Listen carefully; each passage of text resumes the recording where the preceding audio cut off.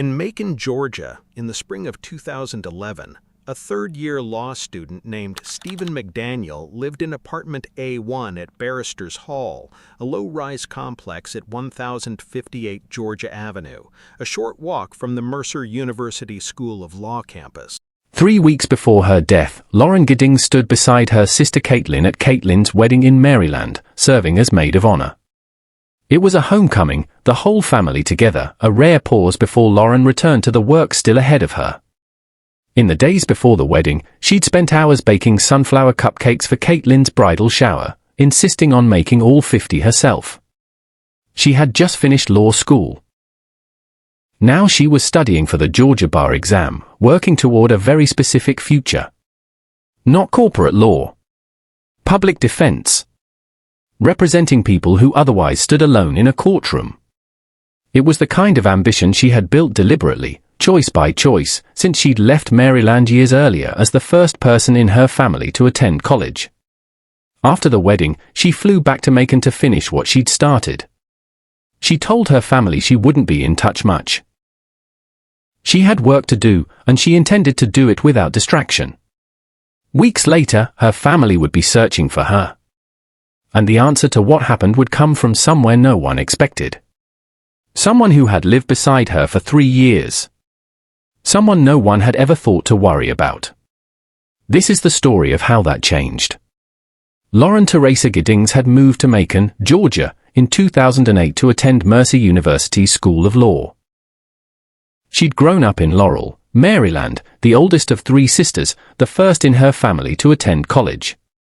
Before law school, she studied political science and religious studies at Agnes Scott College, playing softball and waitressing to hold on to her academic scholarships. Her mother would later say Lauren worked for everything she had, nothing was given to her. At Mercer, she built a life defined by purpose. She interned at the Bibb County Public Defender's Office in her 3rd year, taking on even the smallest cases with real care. She served as chapter president of the Federalist Society, debating legal questions she found genuinely compelling. She was known for befriending people who kept to themselves, for being kind in a way that felt natural rather than performed. When her parents later packed up her apartment, they found a handwritten prayer she'd left beside her Bible. "All my hopes are in thee." Next door to her, in the same low-rise apartment complex, lived a man who also studied at Mercer Law. His name was Stephen McDaniel. He had lived there since the fall of 2008, the same year Lauren arrived. He was, in his own way, just as involved in campus life, vice president of the very same Federalist Society chapter Lauren led. To the people around him, he was quiet. Unremarkable. The kind of neighbor nobody had a story about, because there was never anything to tell. For 3 years, they lived a few feet apart. 2 law students, headed, as far as anyone could tell, toward 2 very different but equally ordinary futures. But in the summer of 2011, that quiet, shared hallway would become the center of a true crime. Documentary the whole country would end up watching, and it would begin with 5 days nobody could explain. On June 17, 2011, Lauren attended Caitlin's wedding, then returned to Macon to keep the promise she'd made to herself, no distractions, just the exam ahead. By June 27, those closest to her had gone quiet too, but not because anything was wrong. Everyone assumed she was exactly where she said she'd be, buried in study guides, phone off. That assumption held for 2 more days. On the night of June 29, one of Lauren's friends reached out to Caitlin, asking if she'd heard from her. She hadn't. Caitlin called. It went straight to voicemail. She reached out to others who knew Lauren's routine. Nobody had heard from her either. Caitlin contacted the Macon Police Department, then woke her father, Bill Giddings. He got in his car and began the drive to Macon to file a missing persons report. Her mother, Karen, made plans to fly down that same day. At the apartment complex, something else was happening that no one connected at the time. The neighbor who had lived beside Lauren for 3 years, a man who had never once joined the small crowds of her friends and visitors, came outside to stand with them. He stayed the entire time. Nobody thought anything of it. Not yet. Because what none of them knew was that, just a few feet away, in a trash can nobody had reason to look inside, the truth was already sitting in plain sight. The morning of June 30th, 2011, brought two Macon Police Department vehicles into the Barristers Hall parking lot, there in response to the missing persons report. Their presence, entirely by coincidence, blocked the path of the garbage truck scheduled to make its regular collection that day. The driver saw the blocked containers and moved on without stopping. It was that single, unplanned delay that changed everything. As officers and Lauren's friends gathered in the lot, someone noticed a smell coming from one of the large trash cans. They opened it. Inside was a torso. DNA testing would later confirm what investigators suspected: it belonged to Lauren Giddings. Her head, her arms, her legs were missing. To this day, despite extensive searching, the rest of her remains have never been recovered. Investigator Scott Chapman would later reflect that without that one coincidence, this might still be an open missing person case today. Word spread through the complex within minutes. Reporters were already arriving, and one of them was about to put a camera in front of the one neighbor who'd never joined the search group before. Local reporter Hannah Hilliard, on scene for WGXA, found a young man near the complex, visibly anxious, presenting himself as a concerned friend and neighbor. It was Stephen McDaniel. He told her Lauren was nice as can be, very personable. He said he didn't know of any enemies she might have had. Midway through the interview, Hilliard told him a body had just been recovered nearby. McDaniel's composure broke instantly. "I think I need to sit down," he said. The moment was captured on camera and has been watched by millions since. To some, it looked like grief. To investigators reviewing the same footage, it looked like something else entirely. That afternoon, McDaniel and other residents were brought to the Macon Police Department to give statements.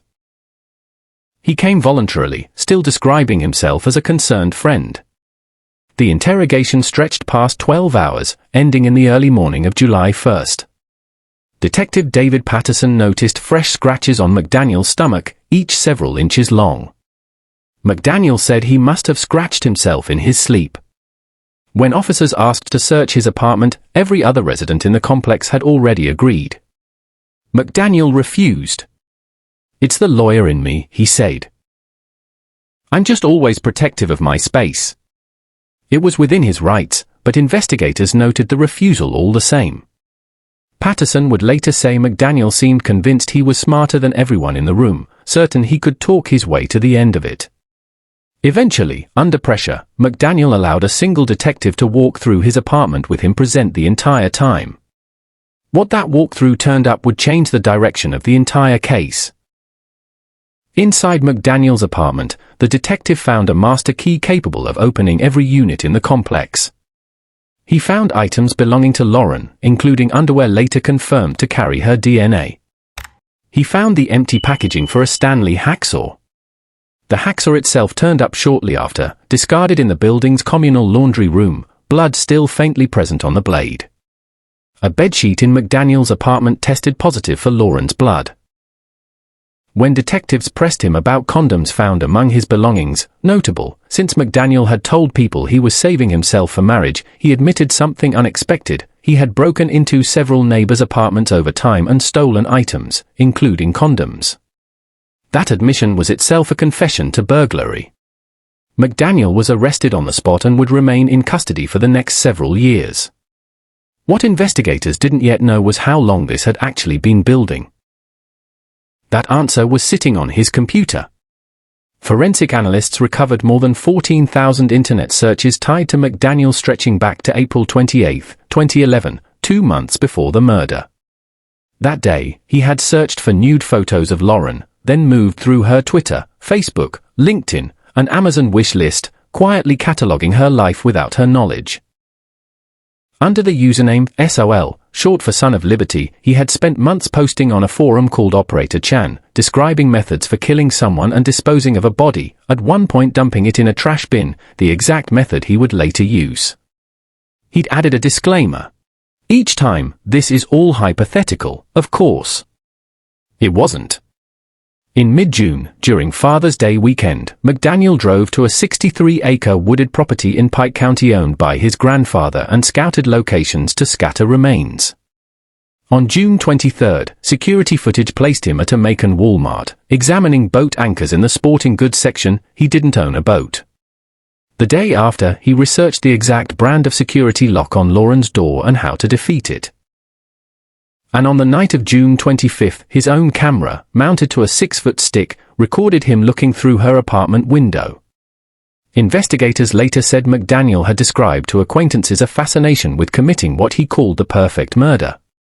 By the time he acted on it, the plan had been running for almost 2 months, in plain view of anyone who thought to look. Family spokesperson Kristen Miller would later say that when McDaniel's own written confession finally came, it lined up with everything investigators had already pieced together, as though it had been written to match the evidence rather than reveal anything new. According to that confession, entered as part of his 2014 guilty plea, McDaniel used the stolen master key to enter Lauren's apartment at 4:30 in the morning on June 26, wearing a mask and gloves. She woke, and he strangled her. He returned to his own apartment afterward and, within roughly an hour, resumed browsing the internet before settling in to watch a film with her body still nearby.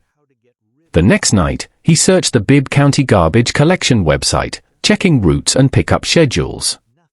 He returned to her apartment and used the hacksaw to dismember her remains, placing most of them in a campus dumpster at Mercer Law School. The same campus where she had trained to defend people the system too often overlooked. Her torso he placed in the parking lot trash can, timed, he believed, to be collected before anyone noticed. It wasn't. A delayed truck and 2 parked patrol cars gave investigators the window his plan hadn't accounted for. Stephen McDaniel was formally charged with murder on August 2, 2011. During the investigation, authorities also uncovered 30 additional counts tied to child exploitation material on his devices, never made public at the time of his original charges. For nearly 3 years, the case moved toward what could have been a death penalty trial. That changed when David Cook took office as Bibb County District Attorney in January 2013. Cook concluded that pursuing capital punishment could take 5 to 7 years to reach trial, and that a resolved case would serve the Giddings family better than more years of uncertainty. The plea negotiation nearly collapsed just before it was finalized, after conditions tied to a civil suit the family had filed threatened to derail the agreement entirely.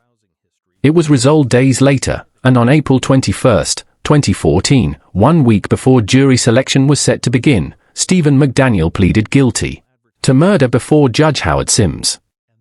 In exchange for avoiding the death penalty, he agreed to provide a written account of the crime. The burglary and exploitation charges were dismissed as part of the agreement.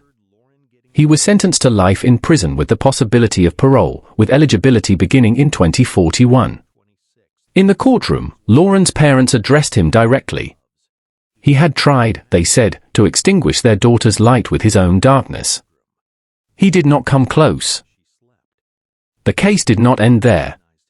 In 2018, McDaniel's father started an online fundraiser seeking money for an appeal. It was taken down soon after it appeared. That same year, and again in the years that followed, McDaniel filed appeals of his own, arguing for a new trial. Each attempt has failed, and he remains in prison today. Lauren Giddings never sat for the bar exam she spent her final week studying for. Most of her remains have never been found. What was left behind, though, was a life built with unusual intention, and a case that showed, in exhaustive detail, that the person responsible had planned it all in the open, for months, certain that no one was watching closely enough to stop him.